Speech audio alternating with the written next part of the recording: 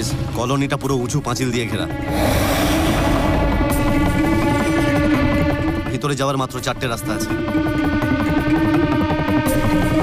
ভেতরে 14টা গলি আর 5টা মোড় আছে। ওরা এর ভেতরেই থাকবে। আমরা 4 দিক দিয়ে যাব। ওরা পাক্কা এখানেই আছে। চল।